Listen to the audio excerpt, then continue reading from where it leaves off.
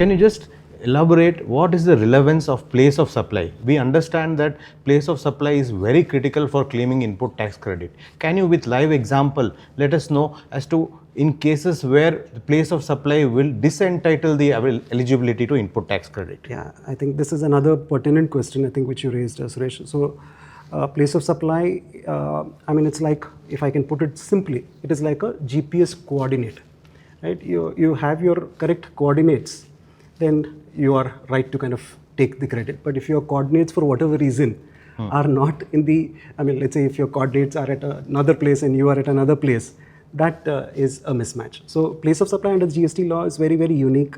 India has kind of borrowed that from the European Union VAT law, where European Union, it's a union of countries, India is basically a union of states. So certainly from a concept perspective, place of supply is kind of brought in, where you have, I mean, in terms of Indian scenario, you have each state having the equal power or the authority to kind of tax it. Place of supply becomes very critical. One is from an output tax perspective, I need to kind of determine and pay tax to the correct. But for the person availing ITC, if the taxes go to a wrong state and he is in another state, that creates a mismatch.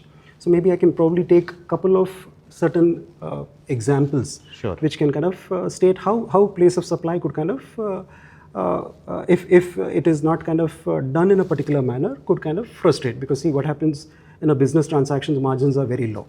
And for a particular transaction, if you don't get a due credit, that could kind of take away, I mean, if it could completely lead you into a negative margin. So yes, place of supply therefore becomes very critical.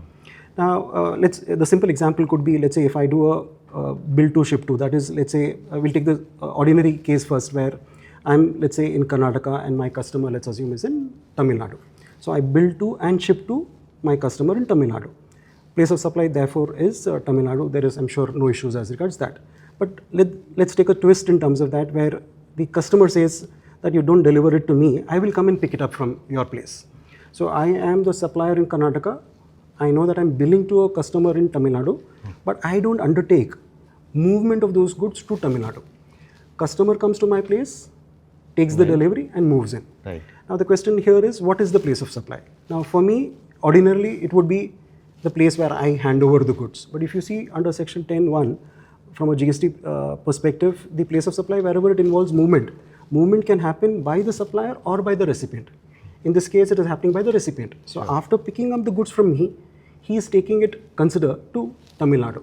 So place of supply technically which I need to kind of apply is not Karnataka, is Tamil Nadu, because goods ultimately move to Tamil Nadu. Right. That way. So for that, I would, I mean, if I am the supplier, I would need evidence to say that the goods actually moved in. So I need to retain those evidences to say, if I have to kind of showcase the place of supply is Tamil Nadu, I need to retain that evidence to say that the goods got built from Karnataka, got delivered to Tamil Nadu, and here I may not have delivered it, but my customer has picked up the delivery, but there is these e-way bill or other documents to evidence that after picking up from my place, it got delivered to Tamil Nadu, in which case the place of supply becomes Tamil Nadu. So if a supplier in this case declares Karnataka as place of supply, but technically the customer may not have a registration in Karnataka. So if I declare Karnataka as place of supply, he loses a potential credit. Yes. So that becomes a mismatch. Likewise, let's say from an import transaction. Now, consider that I may have a place of business in Maharashtra and Karnataka. I have imported these goods at Mumbai port, but they are meant for, let's say, Karnataka. Imports happen through CHA. Consider that the CHA gave my Maharashtra GSTN for a Karnataka import. What would happen? The bill of entry will flash Mumbai or Maharashtra GSTN, where though the place of supply, the consumption is meant or intended to kind of come into Karnataka. So document would kind of show place of supply as Maharashtra, but the actual consumption is where, which is Karnataka. Sure. So likewise, I'm sure there are multiple examples. In fact, on let's say renting of a mule property also. So there are I would say a lot of industry-wide different views which are there. In case of renting, let's say if I own a property in say Kolkata, question is can I kind of sitting in Karnataka pay GST in Kolkata or West Bengal, or do I need to kind of take registration there? Now certainly the output tax and the input tax both have a force of attraction. So if I'm, let's say, a service provider, I need to kind of ensure that as an output service provider, I'm entitled to take credits. So from a place of supply perspective, if I'm required to register for this in Kolkata and I don't take that and I raise my invoice from a state which is outside that particular state, then there is a mismatch. So then why can't we charge IGST on such an invoice? Yeah, certainly. So while we charge IGST, what will happen to charge IGST, you'll also be entitled to certain credits. Yes. Had you taken registration in the state of West Bengal, you would have taken what credits? You would have taken the credits in the state of West Bengal, right? Right. But to do this, what would you do? You'll take the credits of the place where you are registered. So that creates a mismatch.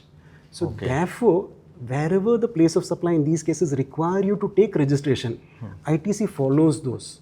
So if you have to take registration in the state of West Bengal for a property where you're renting or doing managed services, it requires you to take ITC in those places only.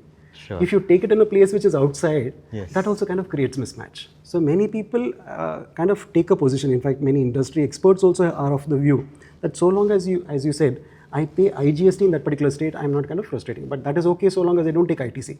But if you are eligible to take ITC, then that kind of methodology may not be kind of correct.